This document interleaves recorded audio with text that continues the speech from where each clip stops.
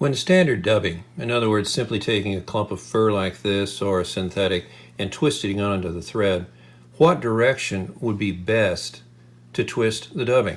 Would it be best to twist it in a clockwise direction, a counterclockwise direction, or back and forth both ways? I've seen all three.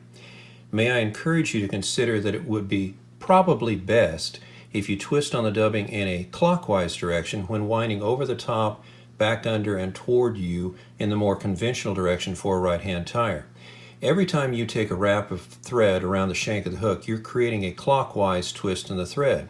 If you put the dubbing on in a counterclockwise direction like this, what's going to happen is as you wind the thread on, it's actually going to untwist your dubbing. You're going to have to stop and retwist it back on. Let me demonstrate the approach that I'm going to suggest, twisting it on in a clockwise direction. Take your dubbing and simply begin to twist onto flat thread, and I'll show you why flat in a little bit, but I want you to notice something. Look right down here. That's where the dubbing takes place. You're just twisting above and it just kind of feeds right onto the thread down below.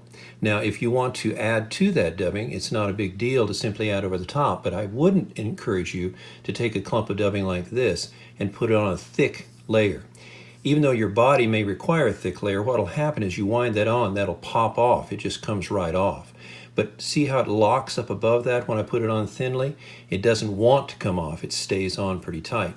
So I can always add more over the top of that. That will interlock the scales of the dubbing and make it stick to the thread better.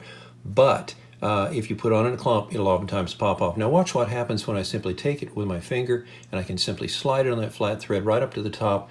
Now I'm ready to begin winding my dubbing onto the hook. Hope that gives you some ideas on direction of twist for your dubbing.